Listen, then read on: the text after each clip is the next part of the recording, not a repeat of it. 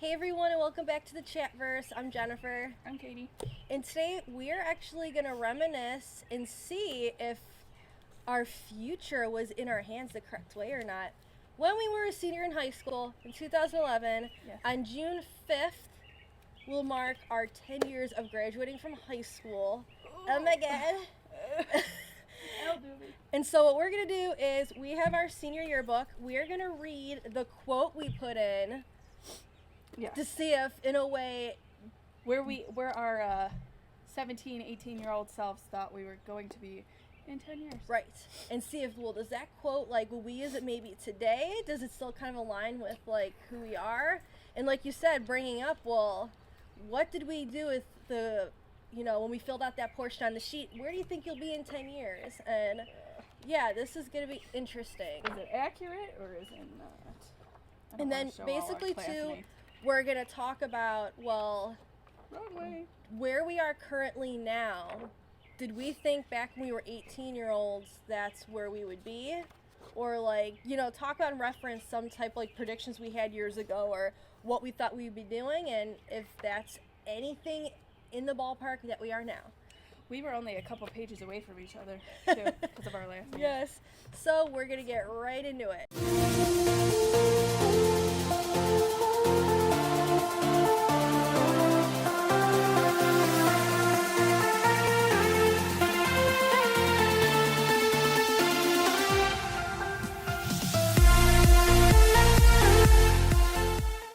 Like we said, we're talking about us back in 2011 because it's our 10-year reunion.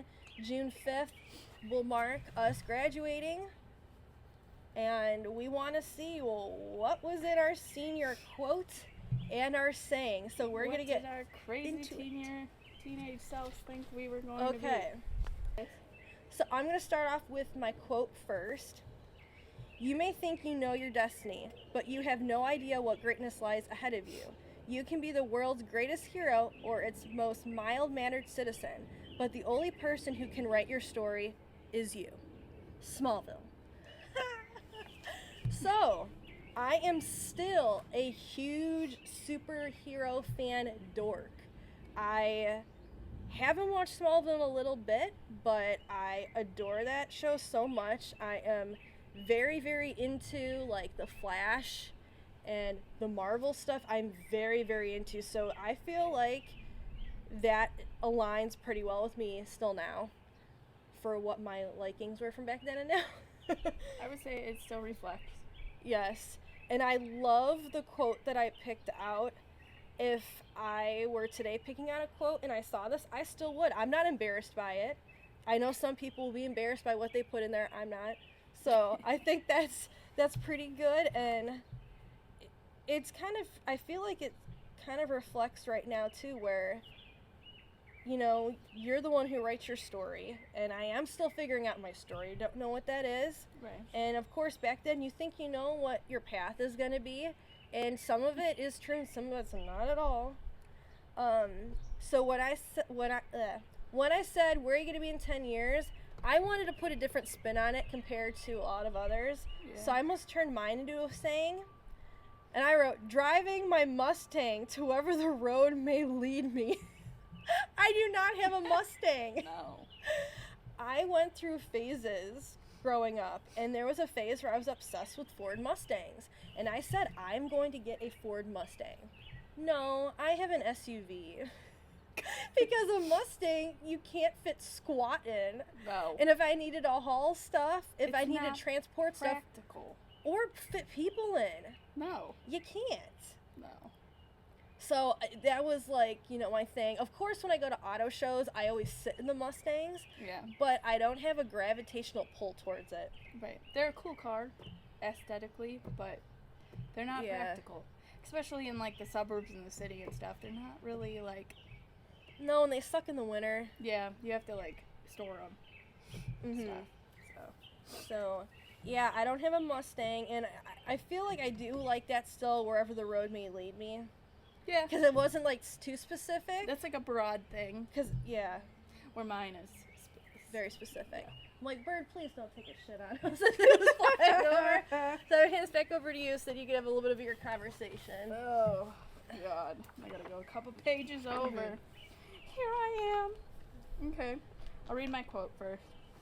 I don't know who I thought I was doing this quote. It's, the future belongs to those who believe on the beauty of their dreams. I mean, it's Eleanor Roosevelt. I mean, it's still true, but I think I was like, I'm going to go the profound way. Try to seem, I don't know, what I was trying to go for. I was 17. I was one of the younger ones in the class, so I did graduate when I was 17, and then I turned 18. That's just besides the point. But, 17-year-old me. I said, working at a great job. Yay. I'm sorry to live. No.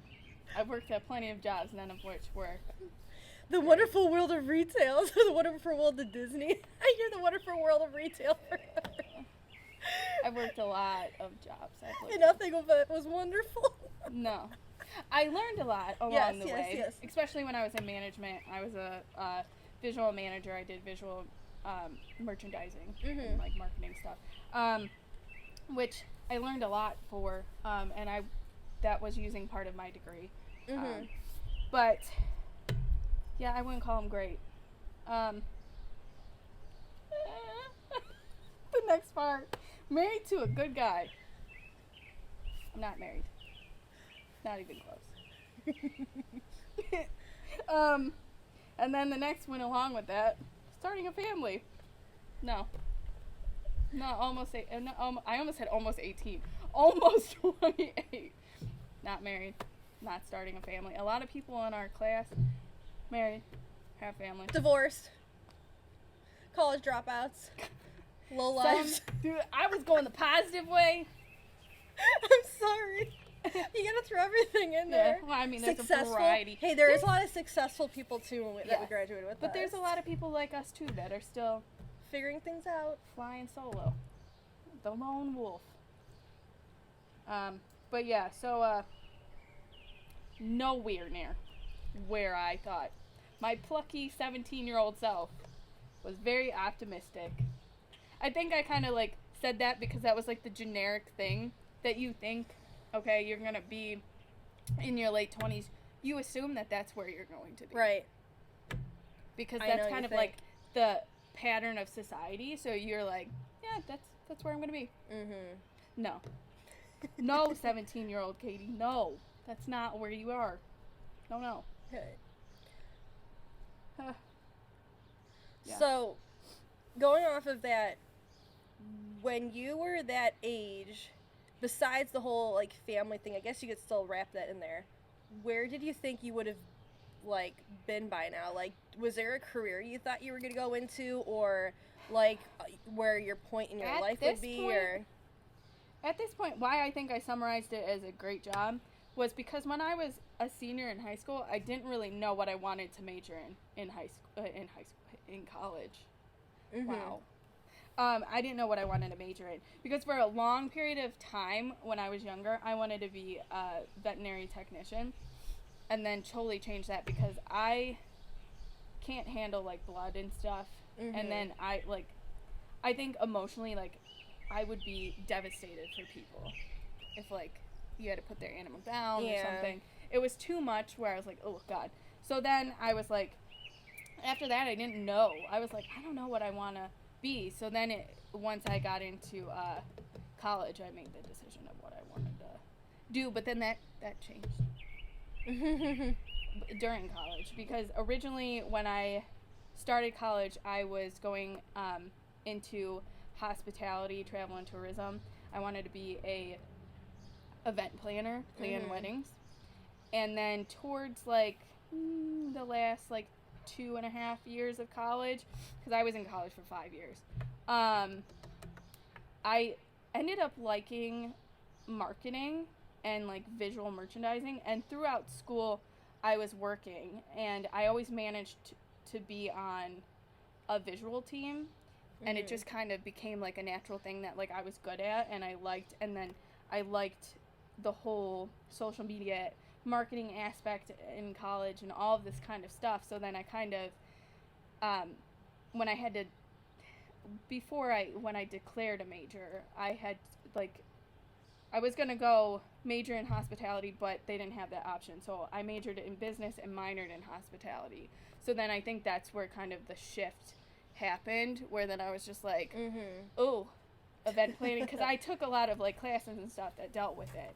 And it was a lot. And I was just like, do I realistically want to be like working 7 days a week, like all the time? You're always on call. You don't think about that with that career because you think it would be fun, yeah, creative-wise, the stuff you get to do, you know, the venues you get to do, or the things you get to create in the venue. Yeah. But then you don't think of, like you said, it's those evenings and weekends and 7 days a week, and it turns into a thing that you're like, it's not really stressful. ideal. And yeah, and I was like, well, at least visual merchandising and like marketing and stuff is still creativity. It's not the whole aspect of planning everything. You're still planning stuff because you're telling a story with product and everything like that. So there's still that aspect to it. So I think that's why it was like an easy like transition from I want to be an event planner to I like marketing and visual merchandising. Yeah. So what about like life-wise though? Like where did you think you would be like at a career-wise? Like everything else that goes into life that you think that by 28 you would have been around. Figured that I would be married and at least starting a family. I did think that. And part of you wishes that would have happened, but life is what it is, you know what I mean? So I'm sure that'll happen at some point, but when, I don't know. But yeah, I did think that that's where I would be. I would be working a job that I really enjoyed, and I would be married and at least starting a family.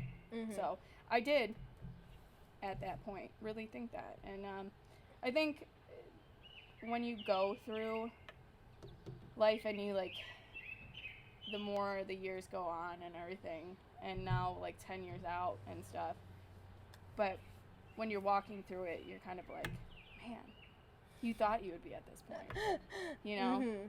And then you always are bombarded by questions of like, why aren't you in a relationship yet? Why aren't you married yet? You know, there's always those pressures, especially from like family and friends, and even just pressures of like seeing your classmates online and everything, and how where they're at. And you shouldn't really like compare yourself to somebody else, but you do have those moments of like, they're at that point, why am I not at that point? You know what I mean? Right. Like, what's so different? Like you know how we would have those conversations where some people like straight out of college, they would get like the opportunities, and like they would get stuff handed to them so easily. I'm not going to say the name, but there's one person I have in my head that I found him on social media, and this was even years ago, he already bought a house. And it was a fancy house too. And it's like, how at that age do you have the money to do that? And it sounded like they had a successful career or whatever. The problem is that's what you saw on social media. But it was just, it almost gets to you like, I don't understand. What shortcuts, or who did they know? Or what, like, or what did they do to do this? Like, it doesn't make sense. Or you'll find there's, like, there are guys that we graduated with. There's a lot of people from our grade that went into realtor stuff. And I never would have guessed. And these were like the popular guys or the people in sports or whatnot. And you look them up now and they're a realtor. And you're like, well, I can see maybe the smooth talking, different stuff, the selling points. But I'm like, how? And they're just constantly showing off houses on social media. It makes no sense. So it makes you wonder, how did you get there? And already by now, and that probably wasn't like what they went to college for. Yeah, I obviously don't know. not. It's just like some people, they're probably partiers too in college from Yeah. what pictures you saw. yeah, so I mean, it's just like, some of it, you're like, how is it so easy for this person? Mm-hmm. But like, and that's the thing too with like social media. People just put what you want to see. They don't put like everything. Like they don't put like the real raw moments and stuff. Right. Well, too. I ran actually into somebody today at the job I was at, and they asked about the one position I did last year, and they were like, "Oh, I thought you liked it. I saw you posting stuff, on Instagram." And I was like, "No, I honestly did not like that job." I said what you Yeah. saw was the aspect I liked about it. Exactly. What I was doing, but I just said, and I was explaining different details of the position, and I said, no, I says, I would never take a position like that ever again. Right. And they were shocked, because they're like, oh, You we learn saw this stuff. stuff on Instagram. I'm like, well, sorry to burst your bubble, but Right, that's you what learn stuff and you highlight the like parts that you enjoy, Yeah. which like everybody does, like Mhm. even The heck was that? I don't know, a ping or something. All these birds. Birds. especially like even like what I was doing and everything, like there was aspects that I enjoyed, and I enjoyed learning and honing in more of those skills and gaining that experience Mhm. and everything, even though it was the environment that I was in was toxic, the work environment, Mhm. and it was unnecessarily like stressful. Mhm. That part you don't show to people. You just show the parts you enjoy. Right. But yeah, I don't know. There's a lot of people that you're just like, how the heck Mhm. did you get there? But then there's other people that are in the same position as us. And it's almost like you just wish you knew. Yeah. That's with me. I wish you knew certain situations of people that even if you didn't even talk to them in high school, to really know where everyone's at, to kind of in a way too to make yourself feel better. Yeah, so you're not like alone. You know? Right. Or to hear, well, I'm not the only one who had to jump through a bunch of hoops, which I'll get through that stuff in a second, but Yeah. it's just you wish you knew that there were other people in the same position now. And honestly, you don't know unless you start talking to people or really start digging online. Right. And it's just like, Mhm. But I know, like, right out of college, I remembered, like, just seeing people that, like, they had their internships, and then it turned into, like, the job, and, like, they're working in, like, these offices that are, like, extravagant or whatever. Some of it I feel like had to deal with certain schools people went to. Yeah. Because certain schools, for your degree, you had to do this internship, and it was like at professional companies, and it was like the summer Yeah. between your junior and senior year, before the junior year or whatnot. Yeah. And so a lot of those people from those internships, they were pipelined basically into a career or a career field, Yeah. and they were able to dig their way from there. It might have been the same company that they had that internship at, or they knew someone from that company that knew someone at another one. Yeah. That's the other thing that really It's gets really to you about these knowing. colleges and stuff, that, is that part. And more, like, when you try to find jobs and stuff, it's, you really become aware of the fact of, like, it's who you know, not what you know. Mm-hmm. Like, what you know does play a part into some companies, and some companies will be like, oh, you have a bachelor's, that's cute, where's your master's? Right. Or, oh yeah, this is an entry-level job, but we want 3 to 5 years of experience. That's not entry-level. Mhm. That's not what that means. Yeah.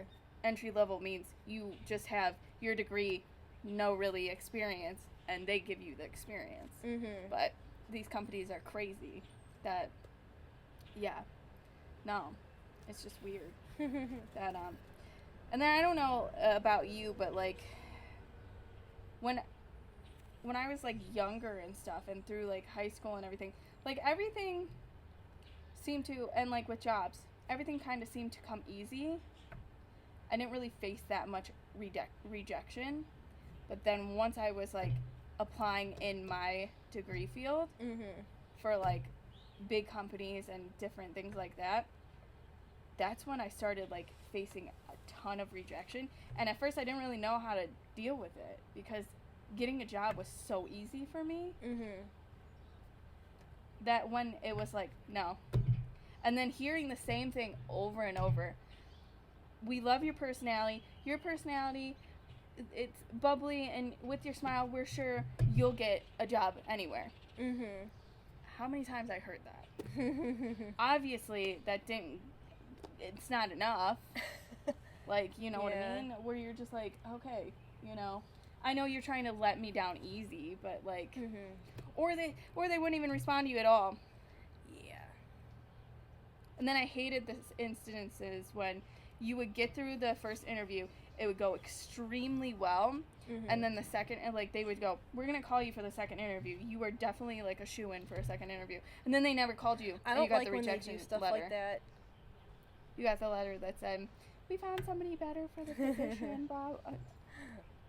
Why do you get people's hopes up? Going back to when I was in high school, I did not want to go to college at all.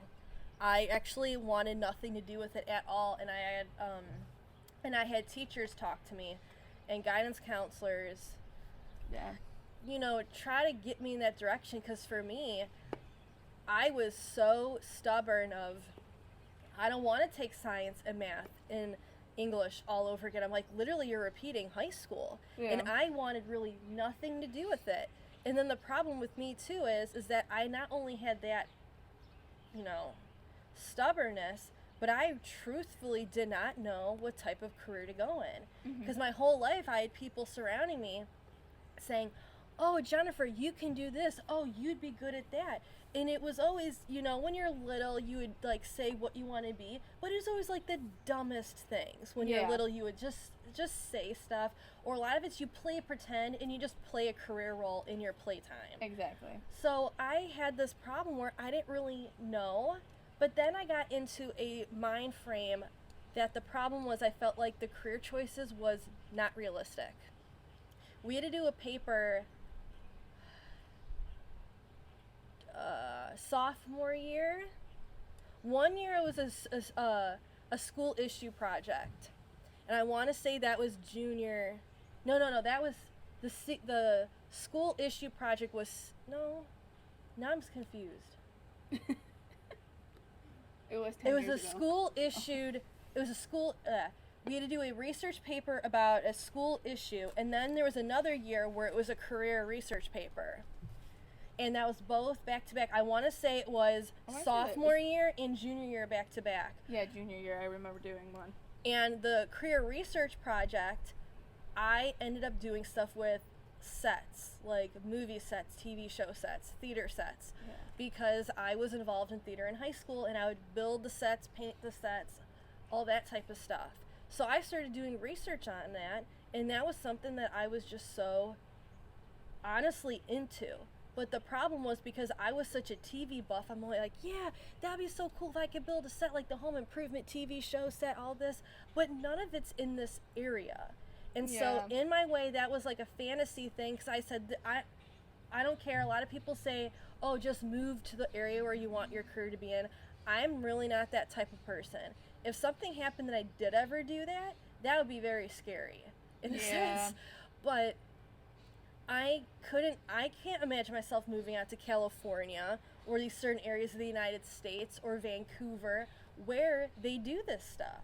Yeah. And so that's the problem. I had these career ideas that it was unrealistic for me. I'm like, yeah, you could be a big dream person, but to actually do the thing, no. Right. So the problem then is that when I graduated, I said, well, I'm just going to stick on the pathway of art. Yeah. And it's kind of been a good thing and a bad thing. So I went in as an undecided art major in college, and I ended up coming out as an art major. So that's what I did. But the problem is that I never went a very, very super specific route that I really wanted to. And I purposely kind of kept it broad so I would be more marketable. And in college, like with art, you could take a ton of different studio classes. Yeah. So in a way, that was beneficial for me because I loved it, and I can make myself well-rounded. Right. The problem with that is that yes, it's a good thing because you have so many talents, you know how to do so many things, but it's also very bad because it's so broad and it's not narrow, and it's caused me issues this whole time and this whole journey that I wish it was something super specific. But then your brother did a super specific art thing, for example, and it's just, it's hard. It's super hard. So sometimes it's like, well, do you go super specific? And, you know, it could happen for you or not. And then there's different stuff. You still might not end up. It's hard. In there. Yeah. Because, like, with my brother's thing, like, when he went to an actual art school. Mm-hmm. So where he was at, they teach you, like, every aspect. So his major was animation, but he still had to learn illustration, graphic design, all of that kind of stuff. So, like, those schools, they do, like, kind of gear you, but they, like, career services in any school, let's be honest, is helpful sometimes. To a degree, but not. Not really. Because it's still, like, very competitive, and, like, places like those that are, like, prestigious, like, art schools or anything like that, they do, like, you could get an internship, you could get picked up by, like, Pixar or something. But it's so, it's so, like, hard, and so the competition and stuff. Yeah, and that's another example where you have to go to specific locations in the United States or out of the country to go to those places, and that's a conversation with a lot of careers. Yeah. It's annoying in a way. There was, like, when you were talking about, like, dream stuff, like, jobs and stuff, I always, like, from movies and stuff, I thought it would be fun to work at, like, a big magazine, like, in New York or something. Yeah. And obviously, I was like, I would visit those places, but I don't think I would live there, because, like, I'm the type of person where I don't like being in, like, big cities to live. Like, just the hustle and bustle, like, constantly. Please don't poop on us. That word. Constant would drive me crazy. So, that's why I was just like, that's, like, just, like, a dream thing, like how you were talking about. So, in a way, I'm still kind of the same person away from high school where, because even, how to explain this? I'm the same in a way, I'm still the same person from high school because I have these career ideas that are these, big dream type of things, but I don't really see it becoming a reality unless I really wanted to, you know, play a gamble. Like, another thing as I got older is I would seriously love to work for the Disney company where it's creative and development, like, not working as a person, like, I'm gonna turn the key on for Haunted Mansion, I'm gonna get you into your ride vehicle, because people will say, but do you really want to work in the parks all day long and with the people? I'm like, that's not what I want to do. It's more the behind the scenes I live stuff. for behind the scenes stuff. So with theater, with you know, anything behind the scenes work, even like the art stuff, because that's like what I do. That's what I want. It would be so cool to be creative. Okay, like, to help maybe think of creative ways to create new hotels or rides or lands or stage shows, all that stuff that they think of, storylines, the ways things intertwine. I would love to help, like, be a creative person developing that stuff, or even, like, when you refurbish the rides and you paint the stuff. Yeah. I would love to do that, but guess what? That's moving to Anaheim or Orlando. Yeah. And Orlando is closer than Anaheim, so trust me, I actually have legitly thought about stuff with Orlando, but at the same time, I'm like, that's a gamble. But, like, life-wise, though, I am not anywhere where I wanted to be, or I thought I was going to be at from when I was 18. Yeah. I really thought I was going to at least not have kids by now, but be married. Exactly. And to put it frankly, yes, I was in a relationship for a long time, and I thought my pathway was going a certain way. And so I actually thought by this 10-year reunion I was going to be married. Yeah. And so that puts a lot of other stuff in your head that will, when you go to the 10-year reunion, which I'm not going to even have it, then you'd be like, well, people would be asking questions about you and your husband, or asking a bunch of stuff, and it would make me almost kind of uncomfortable in a way, and I didn't like that. And there was other things that, you know, when you're married, you're like, well, I don't want to be showing up to this 10-year reunion pregnant when you're gonna have all these other girls that are gonna be like, look at me, and all this thin crap. Like, no, I actually got, this sounds so stupid, but like in your early 20s, when you're with someone and you think you're gonna be getting married, you don't want to be that person showing up fat and pregnant to your 10-year reunion. I actually did think about that. No joke. But that's the thing, like, for me, I was in a long relationship where that's what I thought it was going, that's what the talk was, and then it was a very sudden thing, and then your perspective of your life totally changes. So for me, yes, I'm single, and it has, yes, changed some stuff, but it's like, it really changes of, well, guess what, I'm not at all where I thought I was going to be. Yeah. And a lot of things also change when you get out of a relationship, so there's a lot of life stuff that does change from certain things like that. Yeah. And I mean, honestly, when you think about it in small wise, you're like, God, you feel like the only person, you know, and you're just like, why didn't, like, my life go the way that I thought it was going to go? Mm-hmm. But when you look at the big picture, life happens, and nobody really knows what they're doing. Yeah. Nobody really knows. Mm-hmm. Some people, you know, they're on that track where, like, they have those things where it was, like, kind of like those 5-year or 10-year plans where, like, they were like, okay, by this point, I'm going to be this, I'm going to be that. Like, and it works for some people. Mm-hmm.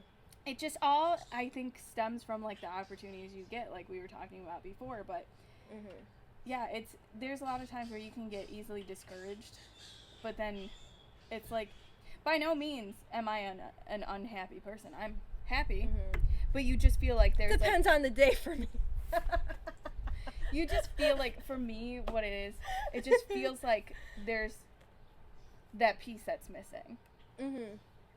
And it's like it's a certain piece, and you can't fill it with anything else. Like, it's just that certain piece. And like I said, I'm a happy person. I enjoy my life, and everything. But like, yeah, there are those moments where you're like, God, you wish you were. Even if you weren't, like, married yet, you wish you were at least bought in, a like, house. Well, yeah. or even, like, in that, like, steady, serious relationship or something. You know what I mean? So that, like, there's still that. You could be like, yeah, well, I still have this going for me. You know? Not like... And see, like, the way how even perceptives have changed, for me, it's like, yeah, I honestly might just want to be the person who is single, and then could be like, yeah, I can take your kids to Disney, no problem, you go work, I can go and do it. Because I know sometimes I'm like, I don't even know if I want to have kids at this point. I'll just take everyone else's kids, and then they're not my problem at the end of the night. Go snatch your kids. Come here, I'm borrowing you. Children, I've got lollipops. Thing from Chitty Chitty Bang Bang. Don't make it weird. Sorry, that was not that one. You're never stealing children. We did something with Stub Club, and we talked about that fast, so that popped into my head. That's why you work as a teacher, because you're like, okay, I have interaction with kids, and that's enough. But no, I don't know. I just, definitely not where I thought I was going to be. But, I mean... I don't even know why I said that. Was it Chitty Chitty Bang? I don't know, I was like, whoa, don't make it weird. You said stealing people's children? That just I know, and then I was like, well, I shouldn't have probably said that. I'll take all my friends' kids, and then I just have them a little bit, and then I'm like, okay, I'm done. Just be the fun godmother. Like, what are some moments that we remember from high school?